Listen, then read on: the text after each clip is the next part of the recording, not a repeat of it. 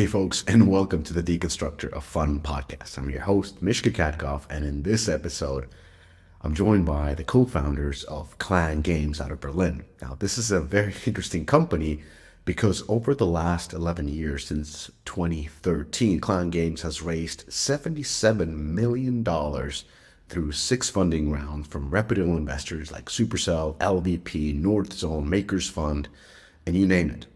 What makes this really interesting is not only the fundraise or the amount of runs that they've done, but the fact that they haven't shipped the game they have been raising against. So they don't have any scalable, objective data to show that they're heading in the right direction. And despite all of this, despite the time, despite the amount of rounds, despite not being live, they're somehow able to raise consecutive rounds of tens of millions year after year.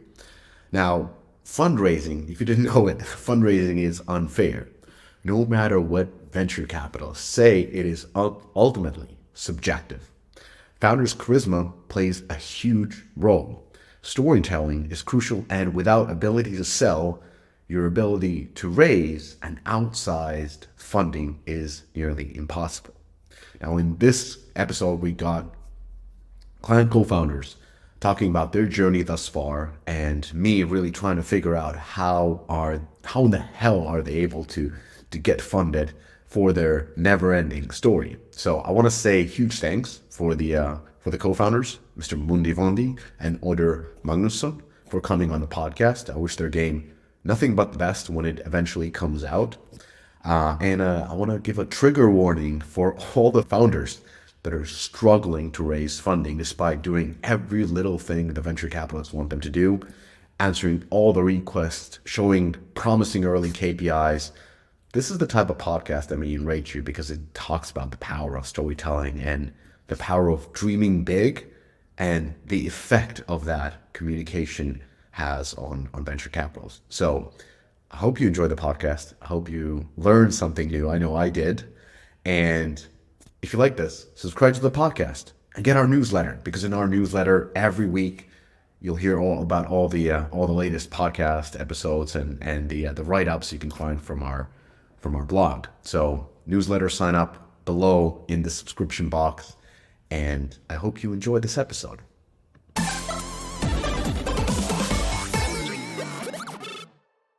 This podcast is brought to you by AppsFlyer. In today's digital world, understanding your app's journey from discovery to download is more than just insightful, it's essential. Enter AppsFlyer, the leader in mobile attribution and marketing analytics that allows you to measure the full potential of your marketing efforts, making every ad dollar work smarter. With AppsFlyer, that's your new reality. Dive deep into data-driven insights that reveal exactly where your users come from and how they interact with your app. AppsFlyer, where your app's potential meets performance. Mente and Otur, welcome to the podcast. Hi. Hi, Thanks for having us. So can maybe you start by introducing yourself and what have you done previous to Klang and what are you doing at Klang? So I come from a bit of a different background than the other two. I used to be kind of an artist and a fashion designer. I used to do films, short films, all of which I did quite seriously for many years. I think up until starting Klang, when I've just felt kind of burnt out from having had my hands in way too many kind of different creative avenues. Running a fashion brand all at the same time. So gaming had always been a fashion, not a fashion, a fascination and something that I'd always dreamed about doing. I did a lot of kind of riddles and stuff like that in my youth and in my work as well. I worked actually on a riddle book now for almost 20 years, and that is actually done with the other third co-founder, Ivar, who is not with us here today. But so I think, for me, like games have always just been the kind of accumulation of all of these different creative fields where, you get the movie magic and the audio and music and design and whatever else you can think of really combined into one kind of product. And I think for most of my career, I had been working on a lot of kind of really short-term products, and they kind of like come and go as the wind, and it just didn't feel like a something that was really deeply meaningful. And like when you're in fashion, I think that can also start to really dawn on you that like the purpose and meaning behind what you're doing is just not So, deep so enough. do I understand correctly? Like before Klang, a game studio that you started 11 years ago, you didn't have any gaming experience. Yes, and Okay, but that's many a big many step years up. That's a big before. step up. Yeah, for sure. And I mean, but for many years before starting Klang, Hmm. I got to know, of course, Otter and Ivar, and so we did a lot of talking through, and I did a lot of research into it. Hmm. So that was at least some mitigation to that. Okay. And in many ways, I wanted to bring a fresh perspective towards the industry, and like use some of my experience in other creative Mm. fields maybe to inspire and be guided by there. But um, of course, I think in many ways it was the naivety, and not just my naivety, but I think also the other founders as well, Yeah, of us just kind of wanting to build the ultimate game, and kind of heading into that a bit blindfolded and just saying we're gonna we're gonna do it. I have to, Otto. So 11 years ago, when you were starting Yeah. this company, like what made you put a fashion designer as a CEO? And so what is your background and what led to this decision?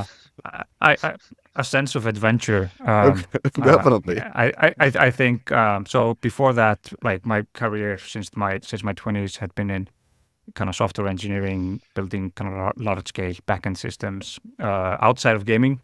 And then I joined CCP Games there and spent about 8 years there.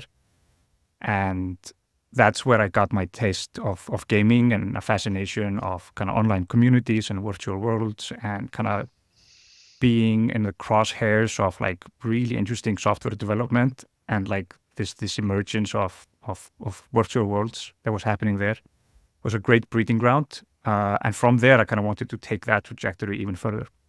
So I worked a lot with Ivar, who is the third co-founder who's not here, as a game designer, and that's how the three of us met and started talking about what could be a hypothetical, next amazing chapter in such an adventure, right? And what would be an amazing adventure, uh, and yeah, and you kind of have like that 7-8 year itch somewhere, and you want to do something new, and we kind of just decided to say, fuck it, and let's just give it a go, Yeah. and let's relocate. We were young and naive and stupid, and that's how adventures get made. They're a combination of foolishness and bravery, and that's kind of was the beginning of all of this, right? So Yeah. how can we create an amazing adventure? And it's been an amazing adventure, and it still continues to be. You put in a fashion designer as a CEO of a startup company that makes software. That is a crazy decision. But if we look at the stats, Yeah. of what, and really consider what does a startup CEO have to do? And I think Monte, you'd agree that the startup CEO's role is to raise money. And It's a big part of it, and yeah. and though it's a crucial part of it, because without money there's no company. And Monte, you've been doing excellent job. So during the last 11 years, the first round was in 2015 maybe, or did you raise something in 2013? We of course we started with money from my grandfather, actually, who was the first money in, and he basically kind of helped us get just our kind of presence here in Berlin set up, and carried out the three of us for like I think the first year or two almost. And then we were basically running out of that money, and we just barely managed to raise from a German lawyer couple here that I met at a dinner in some gallery here in Berlin. And they gave us kind of, I think it was 200,000, and that kind of carried us for another year. And during that time, we had already like kind of started, very luckily, the first person we actually pitched to was David Helgason, was then the CEO of Unity. I remember me and Otter going there on like a snowy night. I think it was the night before Christmas, No, it was the 2012. 1st of January, and everybody It was was the everybody was incredibly uh, in the state that people are in on 1st of January. So it was not the most kind of enthusiastic pitch that we have given. and he of course turned us down. But I was good friends with his brothers. Actually, one of his brother was in the fashion industry, and that's how I begged him for an intro. And he was the other Icelandic kind of fashion designer Of in course he Paris. was. He's now gone into biotech actually, and we meet now in tech conferences. Just like, how did this happen? But his other brother Ari actually became friends with David Gartner, who is one of the partners at London Venture Partners. And me and Ari also used to be friends here from Iceland and go out together, and we're the same age. And so he asked me one day if I would be interested in an intro to LVP. And that was actually the fund that at the time was kind of, very early in being a gaming focused only on gaming and gaming ecosystem fund. And something that, we had dreamt about getting an intro to. And, we finally got the meeting, and I think we may have performed one of the worst pitches in history to them. Hmm. It was so embarrassing that I will talk about it sometimes in private, and people are just like laughing and Why laughing not? because Why it's not? just There's so. only three of us here. You can tell us. Well, it includes a person that ended up suing us, and like, so it's a bit of a, I don't know if it's a public, it can be in the public domain, but I'll tell you in private at the bar someday. Okay, mental note. um, um, but that didn't really get us funding from LP. They that just kind of gave them a whiff of like who we were, and they kind of looked at us with squinted eyes for like a year until we had landed a publishing deal with Tilting Point that carried us again, just propelling us between from paycheck to paycheck, and then they decided to come in following that as rerunners. Our first game that we're working on then to kind of prove that we could get the game from A to Z, like out the door, like launched, which comes with a lot of like caveats that we had no idea about going into this. Yeah, so Seed So that Seed is not our first project. We made a project before where we kind of Got it. dipped our toes into this madness, so to say, and that was a great learning experience. Step into the future of game monetization with Xsolla. Xsolla empowers developers and publishers to market, sell, connect, and optimize their games globally. From payment solution to a full suite of tools designed to grow your game's revenue while fostering a loyal player base. Xsolla is your game's gateway to worldwide success. With Xsolla, the world is your playground. Visit xsolla.com today and find all the solutions that will help you to power your games into success everywhere.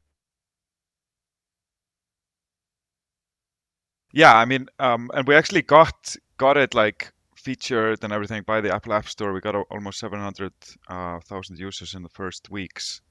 I think in the first week, and like by all means, and I think it had some of the underbelly of like some of the mobile hits at the time. Like it was highly social. It was very like network and competitive. And during the time, like the mobile networks were still a bit iffy. So we had come up with this whole asynchronous platformer technique that like allowed us to basically record and stream other runners fighting against you during matches, and it was completely without lag. And so I think it kind of sparked the interest finally of LVP, especially after Otter, who was sent to GDC without any budget at all. Without budget for a taxi, I had to stay on a couch at a friend's house and like walk on the side of the road to the Zynga office where he pitched to the VP of Zynga, and he just saw the game and he sent an email to David Gartner finally,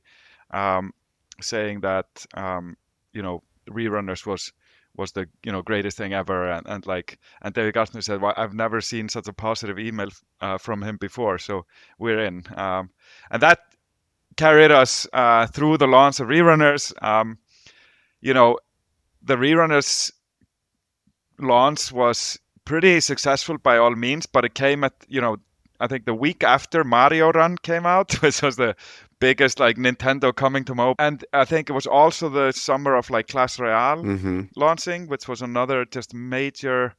So I did feel we got heavily kind of overshadowed by those mega launches, and we also just hadn't really been focused on monetization, so our monetization was just not gonna cover our burn, and yeah, we just kind of basically we're now on a train like heading off the cliff's edge, and we had to scale down the studio and just like go back to basics and really think again, like how do we now go back into survival mode here, I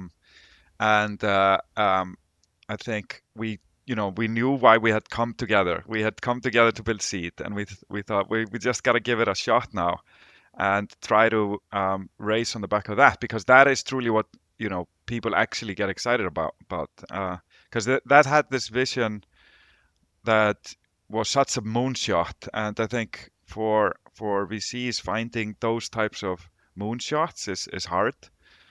So I think that's really been, I think, the rocket fuel for us in terms of fundraising, but it was not without bumps in the road. So let me go through. Sorry out there. I'm just gonna summarize a little bit. So, 2013, you start the company with your grandfather's money. Then you meet a lawyer at the bar when your money is running out. The lawyer gives you another 200K, and then eventually you get out with a publishing deal with Tilting Point for Forerunners. And then that game comes out, the Zynga likes it, and you get the investment from LVP after the game ships, right? And then that game doesn't do too well, and that's 2013 to 2013. Now, over this time, what I'm talking about your funding is because Klang has raised 77 million in 6 funding rounds. That's a lot for one runner game that kind of died after a launch. I don't know how you want to spin it in any ways, but this is amazing that you've been able to raise so much money. And I'm very curious of like, not perhaps the early stages, because what you're describing is exactly what everybody goes through. The difficulties of bootstrapping, the paycheck to paycheck, the not paying yourself, the living on the couches because you don't have a budget. That's fortunately or unfortunately, the difficult phases of any company. What most companies don't go through is raise tens of millions of dollars and not shipping anything in between, and not even having a prior success to lean on and saying like, look, we did this. That's why we can do something bigger. So talk to me, how are you able to pitch to companies like Supercell, North Zone, Makers Fund, like not companies, but investors like that, to give you these subsequent runs, especially when I think about your cap table, it must be challenging, if not scary, after 6 rounds already with German lawyers and grandfathers. So well, my grandfather exited actually in our Series A, I think. Oh, so he's the only one who's made like millions of Klang. Okay, so he's a happy man. So he's testamented everything to you, so that's understandable. So grandfather has a positive ROI from Klang, but like the only one so far. Like, what happens in between? So you put this game out, it dies. 2016, it dies. All right, fine. It's a runner game. It was published by Tilting Point.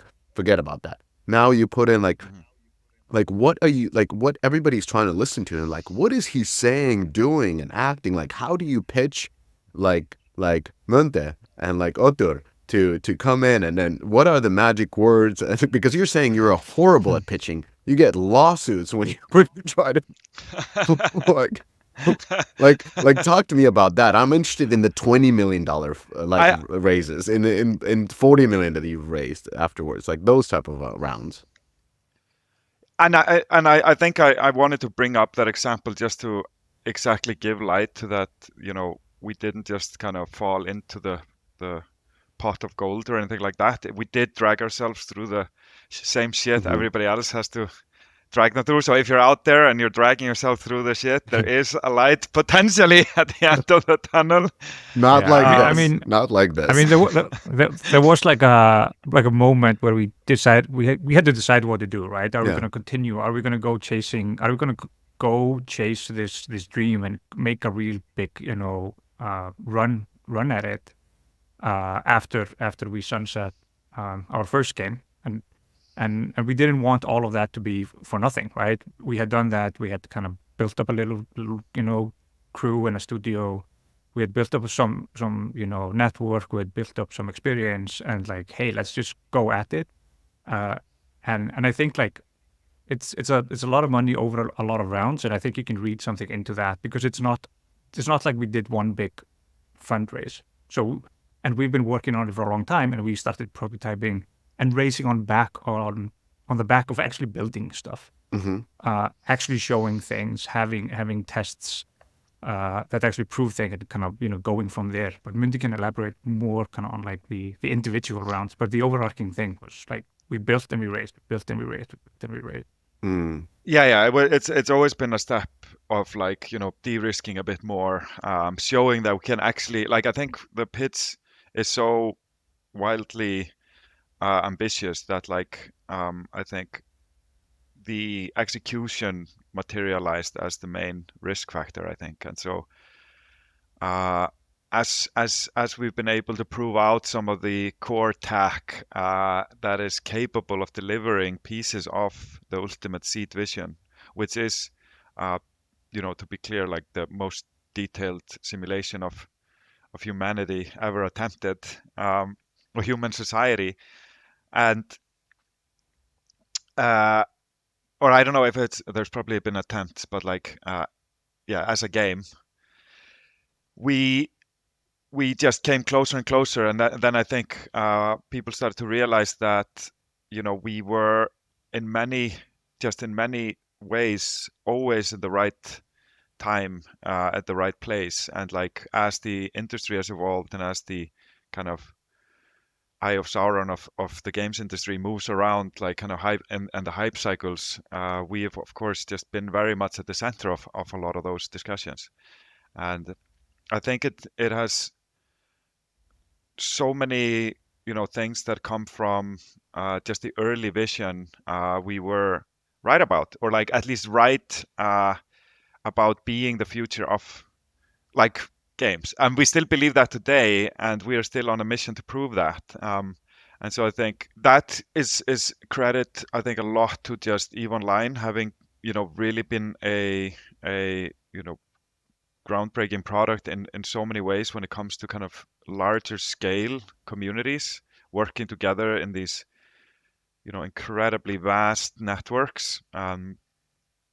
That is just something that I think that experience from both Ivar and Otter has been absolutely invaluable, next to my very creative salesmanship skills in backing that vision. And yeah, so going from like also the first prototype round with actually David Helgason uh, did come around, and he did invest in that first prototype round, and not just him, but we got Joey Ito and Reid Hoffman to do the kind of the prototype funding, and they were of course huge names and still are today. And that's thanks to Lawrence Lessig, who I met in Iceland, another lawyer, but just an absolutely legendary one. He is of course famous for being one of the founders of the Creative Commons, and wrote Law of the Code and many books that predicted a lot of the kind of privacy issues we're seeing today. And it's just been an absolute godsend, and a dear friend of ours, of course, having now worked with us deeply in integrating political systems and such designs into Seed, which are now finally starting to see the light of day and just keep on surprising us what the players are doing with them. What do you mean? Yeah. Which players? Like the game is not live, So- right? Well, we are running play tests, secret play tests with hundreds of people Okay. building societies together, and we're just starting to reveal some of that as we speak, and we'll be revealing more of that this summer. So you're kind of actually one of the first press engagements we're having. What? Or podcast, PR, or like public, Yeah, whatever you want to call I it. guess Well, I'll take it. I'll take well, it. yeah, where we talk about things in public. We've been quite secretive about what we have been Yeah. building. This podcast is brought to you by Data.ai. Now, you're asking, didn't they get acquired by Sensor Tower? They did, and that's awesome. Here's why. Whether you loved using Data.ai or Sensor Tower, the combined company will offer customers even stronger and more detailed insights on the full digital customer journey. Exciting times lie ahead as Sensor Tower and Data.ai join forces. Go to Data.ai or SensorTower.com and get on board with undeniably the best data partner in the business. Now, back to the episode. I guess there's also something, right? We've always had an incredibly ambitious vision, right? We had Mm-hmm. this thing which, after a lot of contemplation of like, hey, what are games going to be in, like, 15 years, 15, 30 years. And obviously that was just unfeasible to execute on what that was, right? Having these, virtual worlds, multiplayer games, community driven, people are living their lives online. A lot of those things were there, and people just told us, that's absolutely impossible, right? You cannot run like an AI driven game like this at scale. But like a lot of the things that we believed at that time and still believe actually, came true, right? People moving their identities and lives more online. Yes, there was a distorted version of that prophecy with the metaverses. No, we did not move into metaverses, but we still live a big part of our lives online, whether it's social networks and or any other kind of like virtual worlds. They can take many forms. So a lot of those things that we actually believed to be true as a part of this grand vision that we had, like as time has moved on, we have actually moved closer and closer to that. And that just kind of just reinforced our belief that we are on to something with that. Alongside the fact that we've been building more and more things to actually prove it out as well. So I think like the combination of like a grand vision and then a strategy Can you and the world moving along with it. Can you give an example of this? So you guys go and you pitch something, and then how do you show that you're able to do even a fraction of what you're pitching? Like, what is that type of when you talk about, like, you say something and you do something where you show you can go to that direction? Yeah, I mean, we've built multiple prototypes along the way, both technical and game design prototypes along the way, where we actually take some hypothesis and we kind of prove it out by building that out, and showing it to people in like, this is the thing. It's not the final thing, but it is a whiff of the thing that's about to come. For example, running. How do you create a world where you have a lot of creatures that exist in that world and they exist there kind of persistently? Like, that's kind of one of the core elements of it. Like, how do you build technology that's going to do that?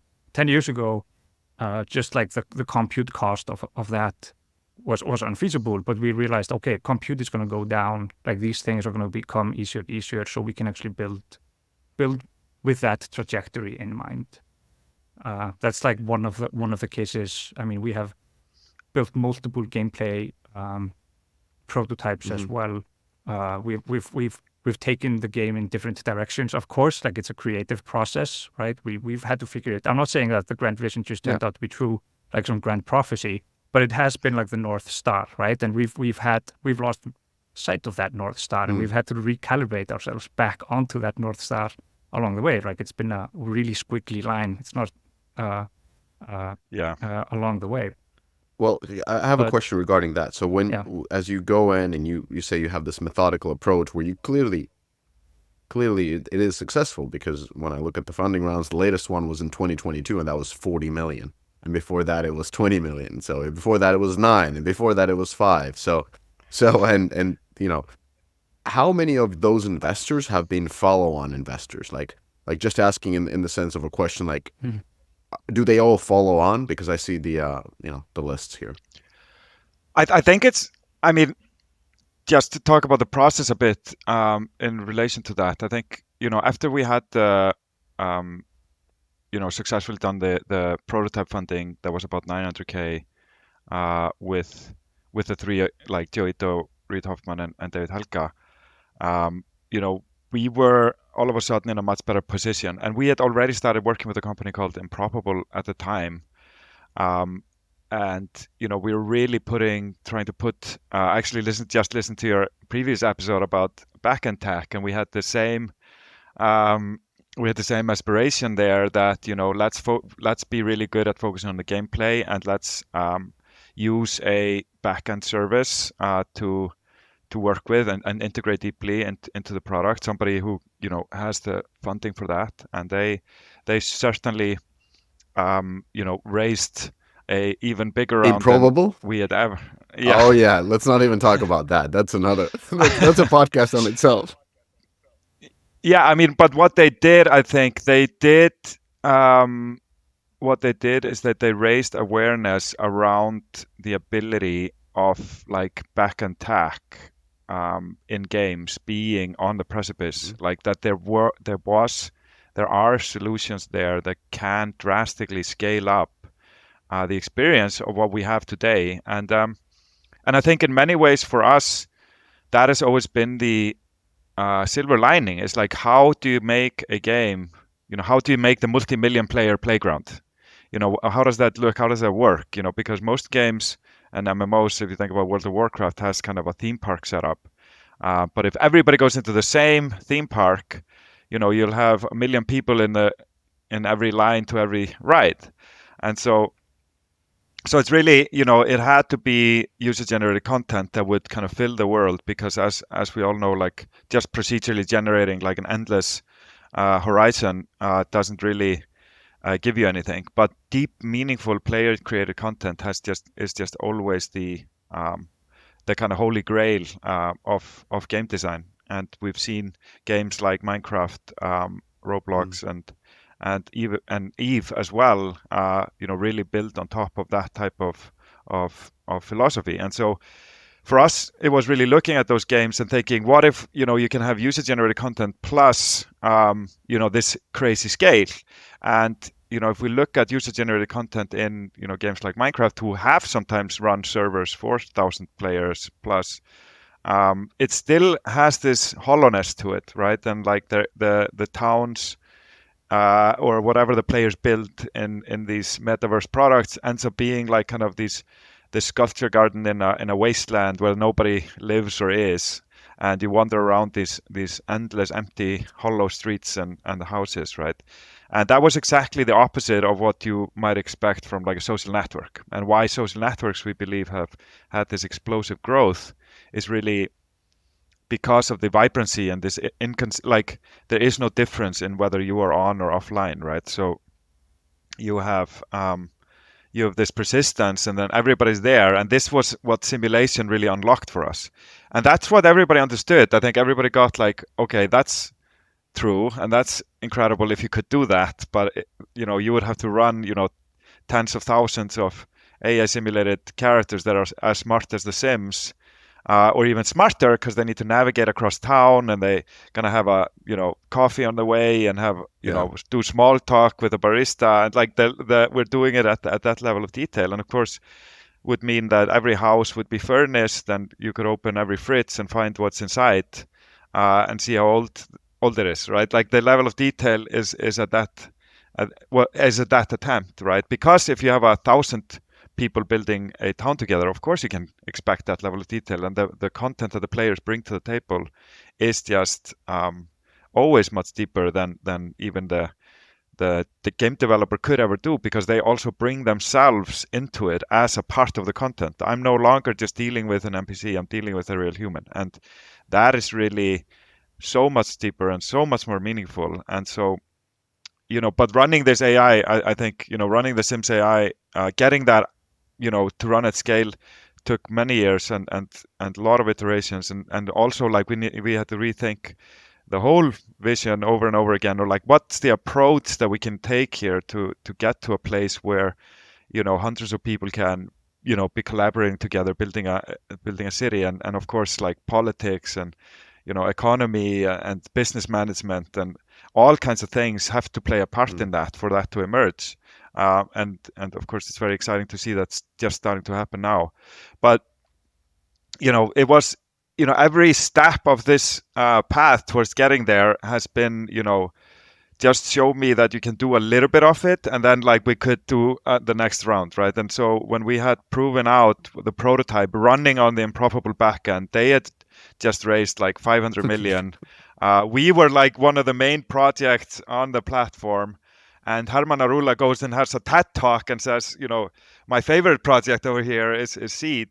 And so it was again, like the right the industry was kind of getting really hyped about that. So when VCs are looking, where do I deploy my funding? Of course, games that had this type of potential became, and this was really at the beginning of all of the metaverse hype cycle, right? People were starting to realize like we are now maybe hitting a phase where all of a sudden, these types of very connected games are feasibly much easier, more scalable, and can run much more cost efficiently. And the cloud services are, consistently competing and driving the price down. And so the opportunity space just kind of kept on opening up there, leading to, of course, Facebook turning its name to Meta and like peak and moment. all of this Cryptocurrencies. You got Animoca investing into you as well, because you're building on. You most likely came in and said, "Hey, we can do currency inside of this. It's going to be a metaverse with its own currency." So Animoca well, is I, right. I was very careful to, yeah, I mean, I was very careful to not,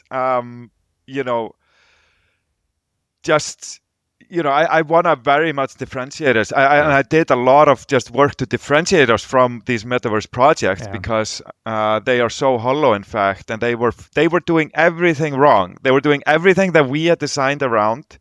That everything that is a part of our philosophy and why those projects don't work is like, that's the cool thing about what we are doing. And like, so it was obvious that, But you've gotten Facebook Horizons was. But you've gotten your current investors to do follow-on rounds, so they've continued to invest with each round. Yeah, because I think as both as we have managed to prove out more and more of our core tech and be able to, I cried when Otter finally managed to simulate like the first, like, or Otter and Reiner, like who was the only, I think, or the oldest employees from all the way back when we were doing rerunners together with Otter's brother, actually, who's our audio director.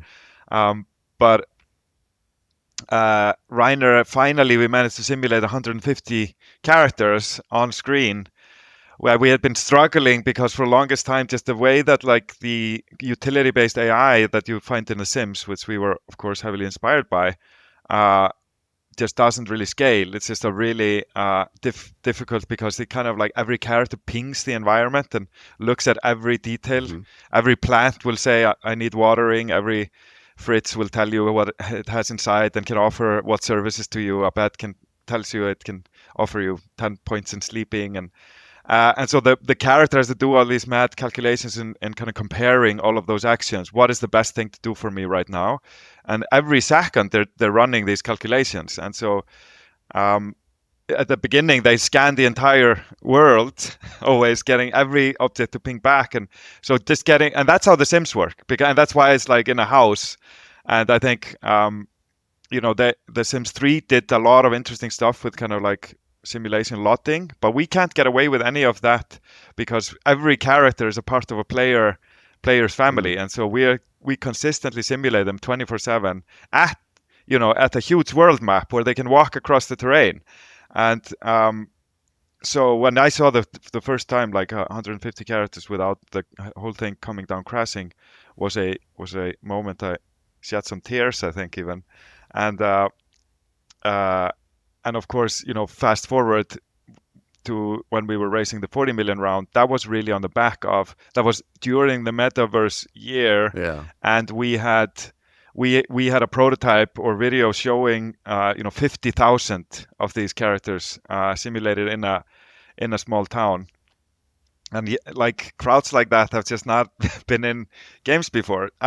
We're still, of course, far from like having that in our live project, like that type of scale, but like just that glimpse with a game mode that makes sense for the scale.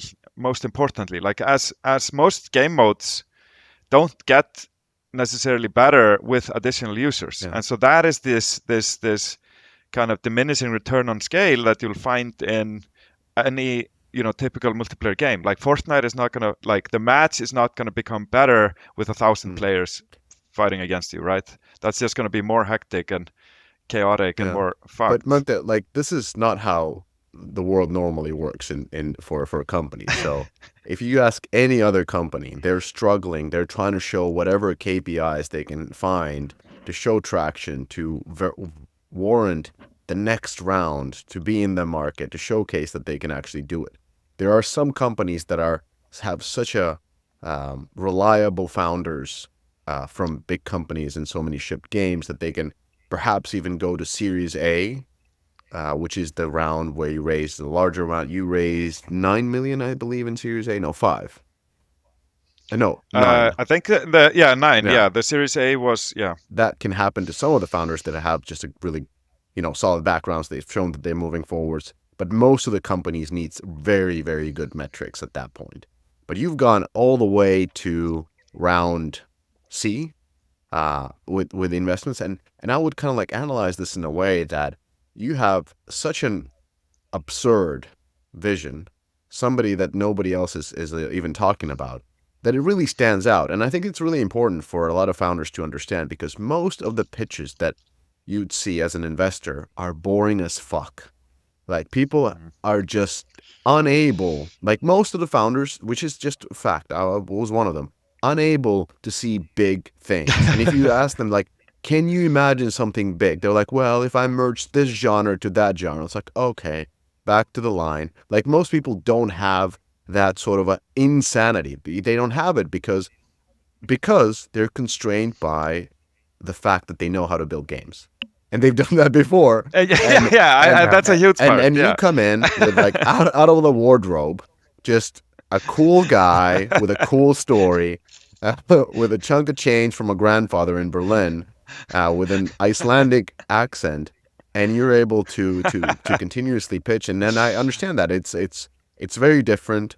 You have very cool investors like Hoffman. Is that a Reid Hoff, LinkedIn or LinkedIn, Yeah. right? Yeah, LinkedIn yeah. founder. Like those type of characters that you put in your cap table, and somehow by just being so different, you're able to succeed. And this is not a knock on you in any way. This is actually I'm giving a compliment. And I just want people listening to this who are mad at you, because how the fuck can Monty just walk around, not know, and just talk mad shit and raise tens of millions when these guys are from the same town, breaking their ass to raise even a couple of million on existing projects that are good. I Yeah, no, I see that, and I do think that in a lot of ways, like you're right, like a lot of these pitches are very constrained with the mindset of like games and what they're good at and what they can reliably count on being a good business. And I think we went into this with greater aspiration of like simulating humanity, and had this purpose behind everything that has guided us and made, I think, our case a lot more exciting and attractive. It could Hmm. be something more than a game, and again, like I think that's what VCs are looking for. Yes, They are not looking they're for looking the for next moonshots. Yep. moonshots, exactly, and they're far and few between. And I think everybody realized that there was some magic to Eve, and if like 99% of people wouldn't drop out before they finish the tutorial in Eve, like that would be a really big game, like a much bigger game. And so moving that needle is just a very convincing case, if you can do it. Yeah. And so I think as we were able to then slowly prove out that we could do it, and we are doing it, VCs just got more and more comfortable with giving us bigger and bigger change as this would potentially just be a new genre, and we would dominate it if we could pull it off. And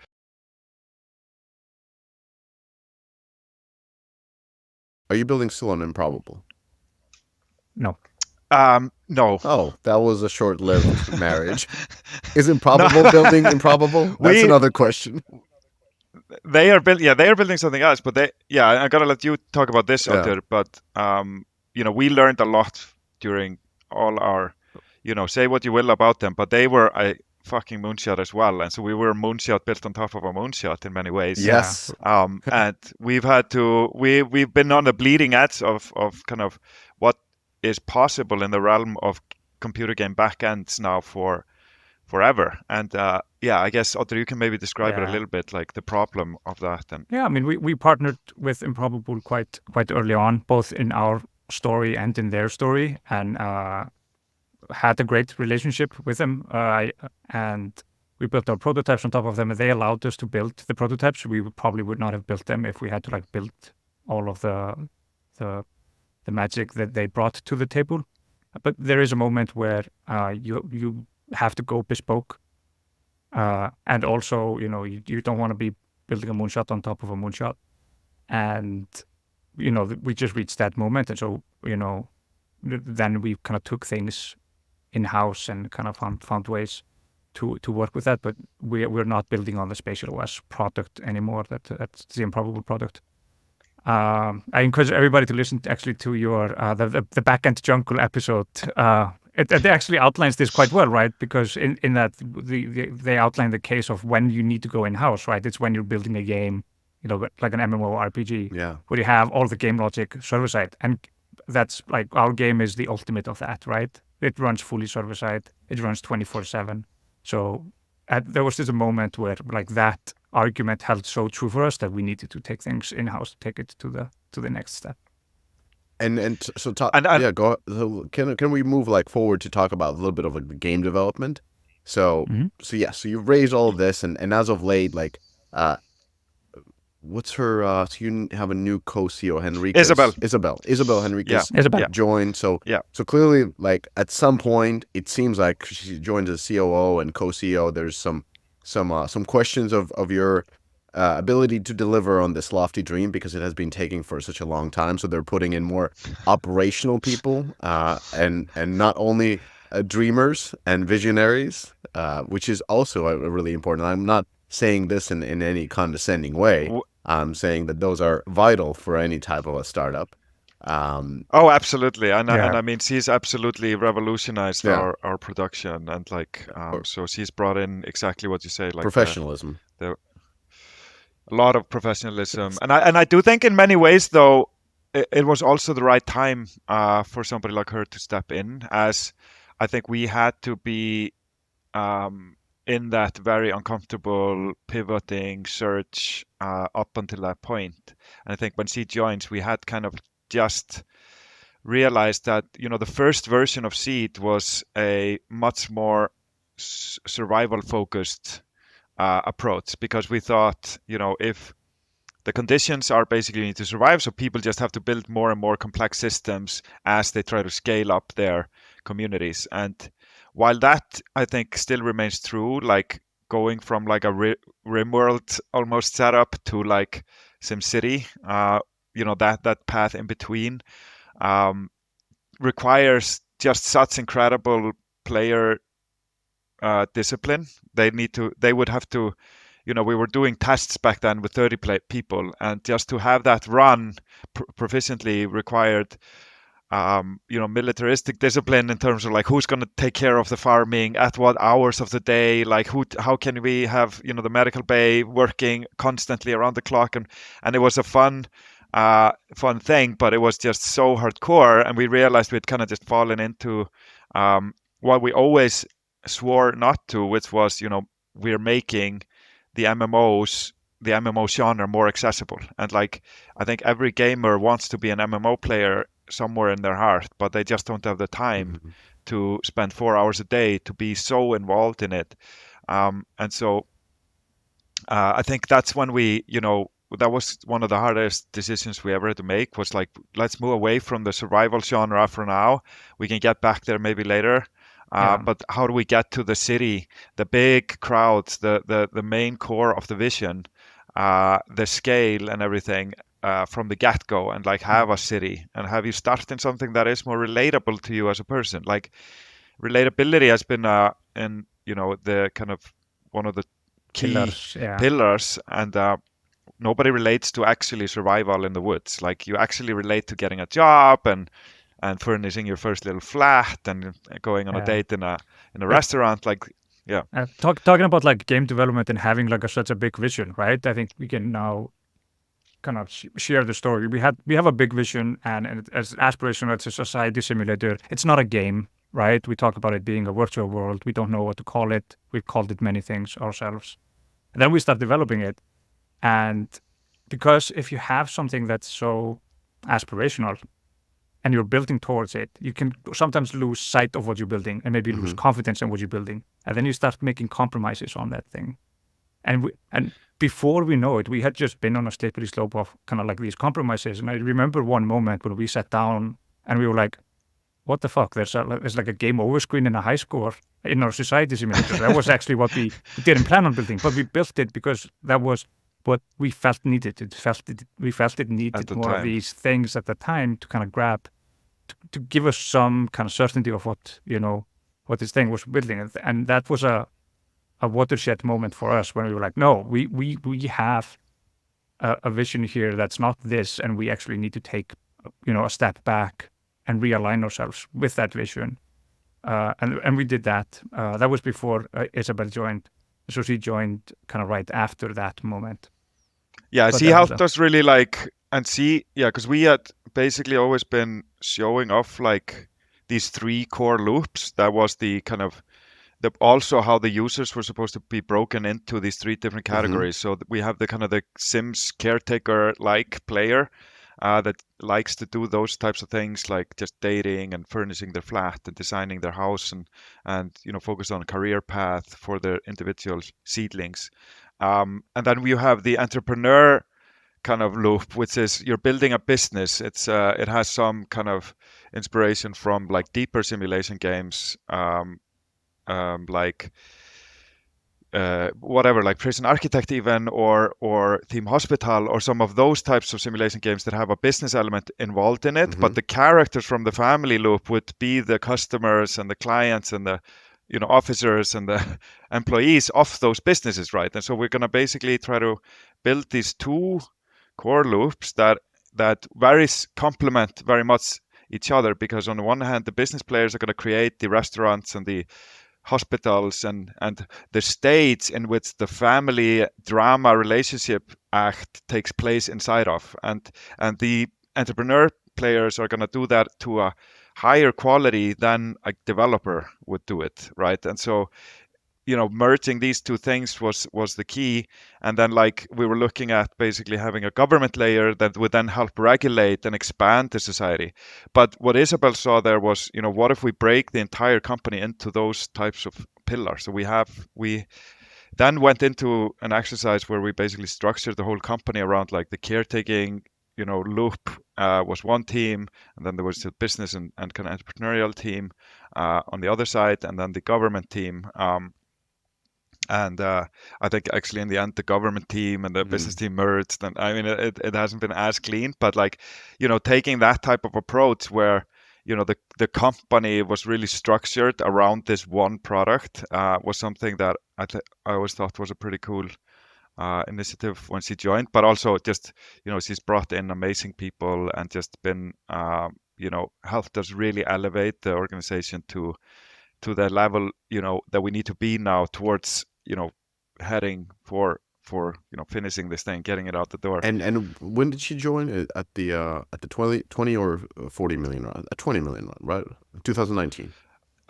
She joined basically as we are closing the 40 million round. So Got it. So she that's actually joined a bit before the official close happened, which was the summer of 22, I want to say. and how did you find her? Was that did it come through investors, or like how were you able to basically We talk somebody into who's rational game we developer? had been looking for, I mean, we had been looking for somebody like her for, yeah, since almost, at least for the last like 6 years. I mean, we had gone through some people that just we didn't really align with or find the right kind of tone with, and I had interviewed, I don't know how many hundred candidates at the end.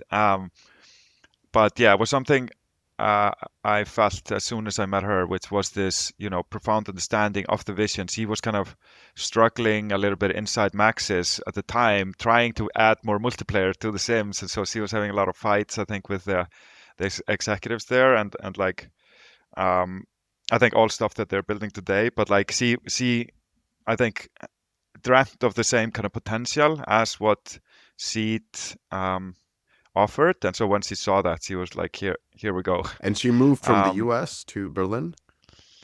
no, she was in Madrid then, Oh, at Max's there, there was and Maxis in Madrid. Oh, it's EA. yeah, Yeah. EA.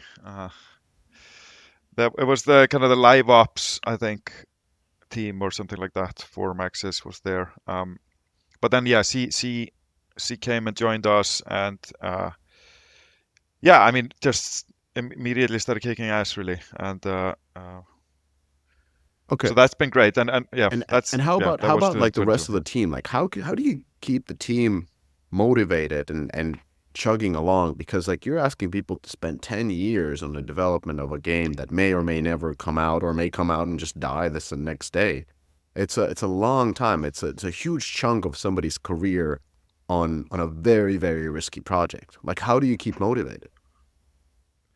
I mean, Um, I think at every stage of the way, we did not think it was going to be as as hard and long. So, I mean, in many ways, the reality distortion that you need to kind of keep active, it just feels like, we always feel really close to finishing and the release, like at any given time interval.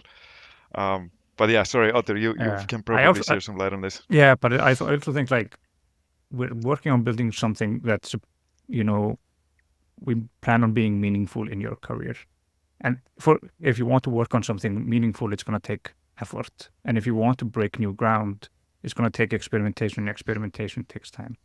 So one of the things is that I keep coming back to is, hey, if we want to do something that is going to leave a mark, and we're going to be able to look back on and be proud of, it's going to take some amount of time. It's not going to be an 18-month, production where we just like make a prototype, okay, move it to production, move it out, and move on to the next one.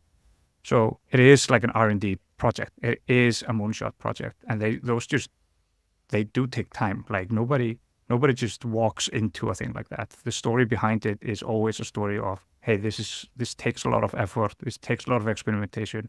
This takes a lot of moments of, hey, this thing that I'm trying out just didn't work out, and you have to take a step back. And taking a step back hurts, but it's a part of the overall journey.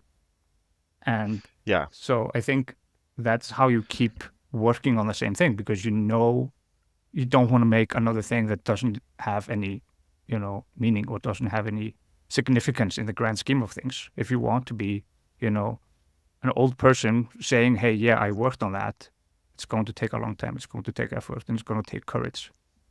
Yeah.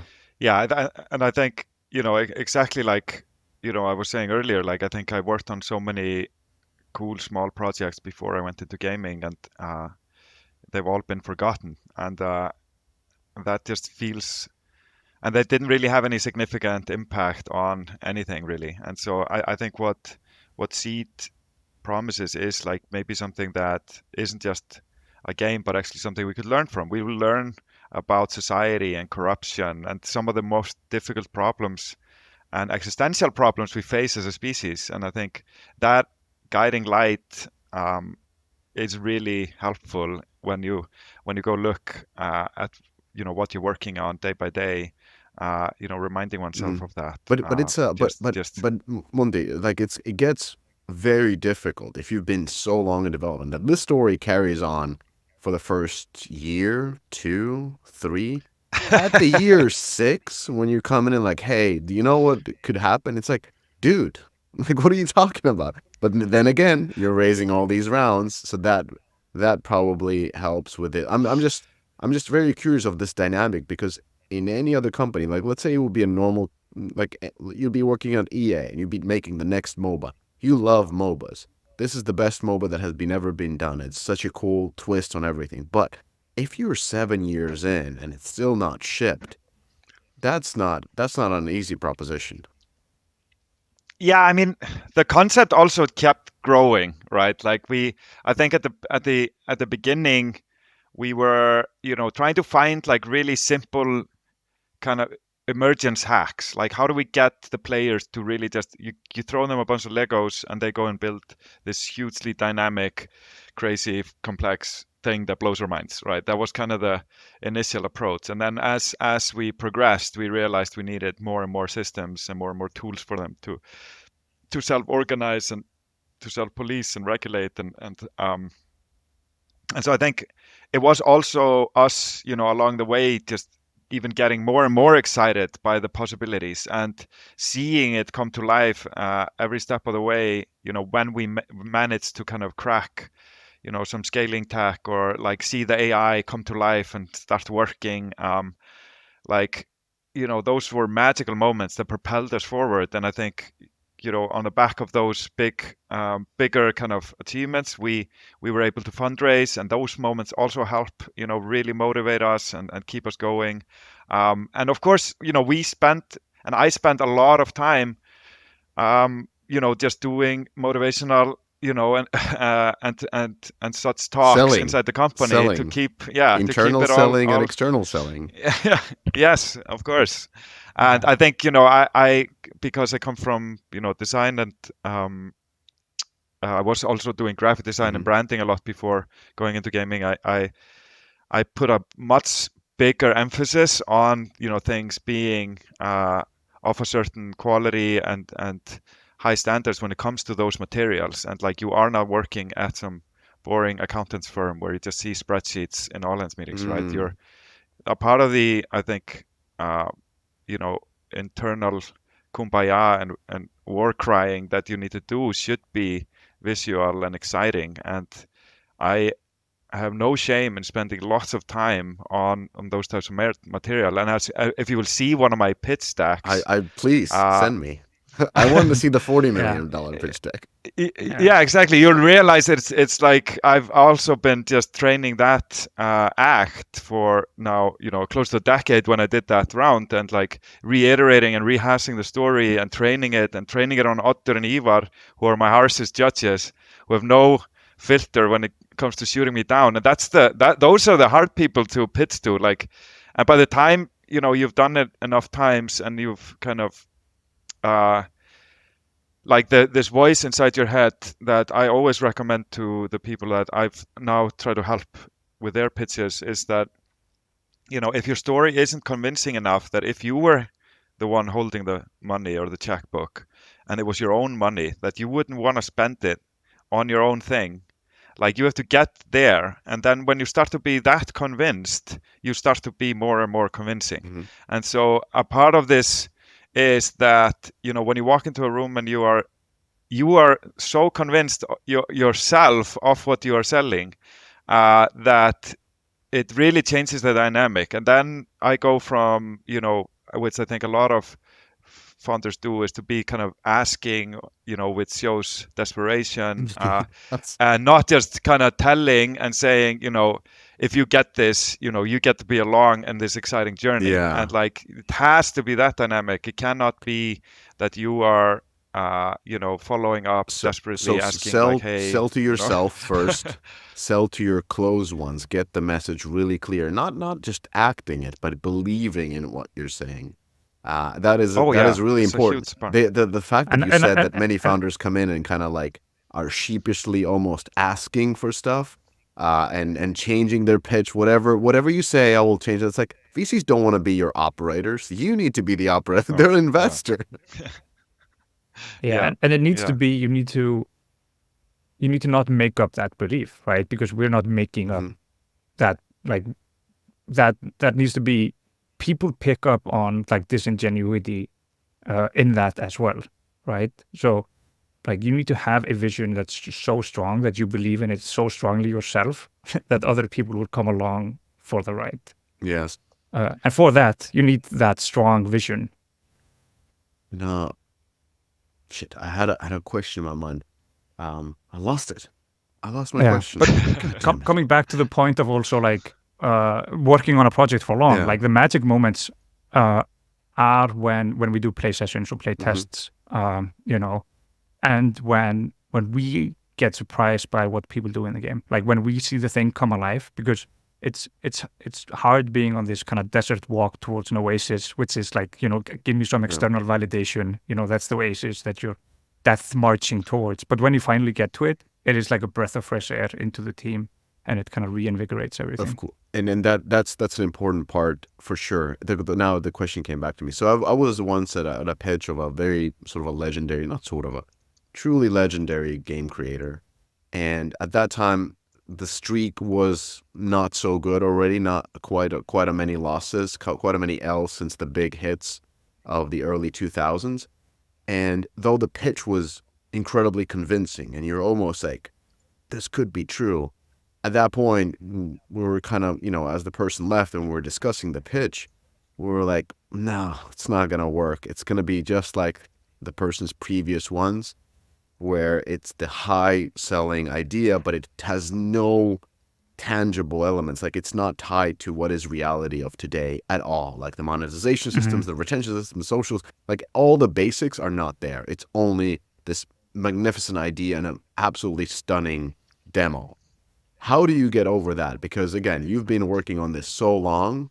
Um, I'm sure you're going to be able to raise another $60 million round. But at some point, like these investors have to be thinking like, wait a minute, like if this is not shipping right now, then it doesn't matter how hard you believe in it. And whatever however Monday is good at pitching, the reality is going to overrule the vision. Are you kind of like afraid of that point, or like is that driving you forward to launch it? Because you have to raise another fund, because you have to I think ship, we're you have marketing. I think we were certainly more afraid of it in the past because we hadn't, we were still struggling to get, like I said, like 150 characters working, and like compute was way too expensive. Like you know, there was so much risk. And then of course, like the sleepless nights were like, now that we see the game working with, multiple hundred people, and like we're starting to see the emergent, you know, player created content come to life, and it immediately starts to surprise us in all the right ways. I think it's clear that Seed will launch and it will be of significance. To what degree, it still remains to be seen. Will it be a glorious social experiment or the biggest game in the world? We don't know yet. But it will launch, and I think we will be looking back for the rest of our lives, knowing that, this was, an incredible adventure, and a piece of content that the world will enjoy. I think, uh, that's the truly like fruits of the labor part that is starting now to grow inside us. And so, at least for myself, Yeah. I'm sleeping a lot sounder, just knowing also how many great people like Isabel and all the other directors we've now brought in, having those people at the helm, just trusting that they are really doing a great job. And so I think some of the, pieces of that question allude to this deep, founder paranoia that, should be haunting you for the biggest part of the journey. But I think it's fairly safe to say we are starting to see like past that paranoid state. Well, I definitely hope after a decade you can't live in paranoia for such a long time. Um, I think to kind of summarize, Yes. this is a very important conversations because it's very easy to dismiss somebody's ability to create and talk about visions and sell their vision and think bigger. A lot of and that is truly what is required to get those big funding rounds. Like that it's crucial. As well as you being in most of the conferences, I see you everywhere. You don't see me, I see you. But you're everywhere. You're Jesus. going to places. You're out there. You're pitching, and you're very diligent in your pitching work. Just like you said, you pitch to your co-founders. Really try to get it in, and it's not just self belief. It's a common vision building. Now, And it actually, like, it goes so deep to even say, I would even say that it helps us sometimes guide of course, it's alignment. and set the direction for the whole Yeah. Yeah, company. it's an And alignment. as you go through the emotion of, like, what are we really Mm, about? What is it that we're selling here? Every time you do that, you iterate and you get more yeah. aligned about where we're going as a Exactly, business. And so exactly. And that way you're not pulling to different directions. All the founders know exactly what the company is about. It's not a new direction that Monty came out with. It's a direction that you guys came up with because you were pitching that together. So these are really absolutely. valuable stages. And I wanted to just, I know I joke a lot, but I don't dismiss. You're one of the best fundraisers in the business. Um, Thank you. you know, so you have other weaknesses, but fundraising is not one of those. So let's be honest. So it's Yeah. really important to learn from that, and because people really want to look at others' weaknesses, like your operational weaknesses or your inability or not having worked in games business before. Like they tend to look at the people's weaknesses rather than the strengths, and you truly have unique strengths, and that is why you've been able to raise $77 million today. So I think I'm like everybody. I'm not gonna even ask when this game ships. I think we're past that. Let's just hope that it comes out. Who said we would ship anything? No, I'm not gonna even ask when to play and so forth. We'll get it when we get it. But it's a It's actually, like, as far as, like, MMOs in yeah, development, it's not so abnormal. Like, those development lines for MMOs, especially like very ambitious MMOs, tend to be very, very long. yeah, So I think, yeah, uh, you know, us trying to do an AI simulation MMO, we when we started, we were five, I think, in the company, and we've now grown beyond 100. So yeah, it's also been that, like, and for the first couple of years, we remained at five, and then I think we added two employees the first year, right? So it's not just the journey of, having raised 77. Like, we still have the majority of our yeah, investment on our bank account to carry us through launch and Yeah. beyond that, because we don't even want a kind of launch that is a, pump and dump thing. We want a stable, steady launch into the mm. deep future. Like, You we won't you see won't the have it with this longevity. funding. You will need to raise another fund in order to scale the game. So you better be preparing that pitch deck I mean, real I also quick. think that, like, yeah, I also think, like, just reflecting back on the story, like, you could see companies that would go off and make a big fundraise and then go blow it all on like a 2-year production, Hmm. but they Yeah. leave no room for iteration or discovery. Yeah, So it's just like that one bet, right? Like that's this one thing, and we're gonna blow all of the funding on that one shot at the goal. We've been taking shots Without at the the time goals. to, We've been yeah. taking like thousands of shots at the oh goal yes, over this yes. period of time, and that's why it's taken long, because we've been mastering that kick, Mm, you know.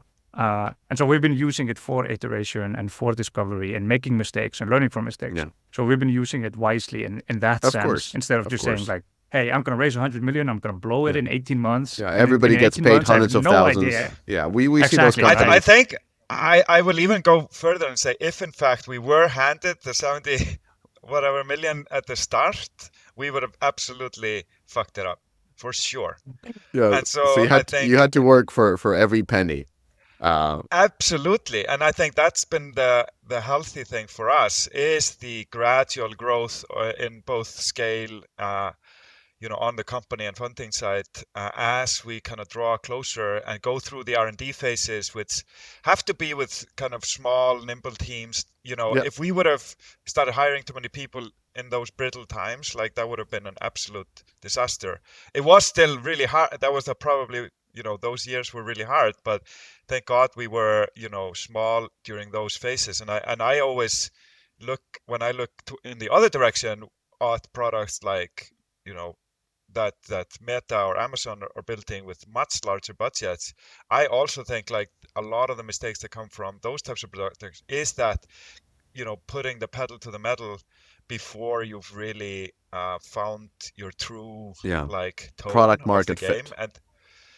And yeah, and or like yeah, exactly, or just finding the right kind of core of the product that can scale. Like that just is so time consuming, and it takes so many iterations, and you can burn all the cash on it you want, but it doesn't mean it's going to go any faster. And so the more complicated and more ambitious the product is, of course, the more cycles of iteration you have to go through to kind of really hit that. Yeah. Um, All right, yeah, gentlemen, I think we've covered everything till date.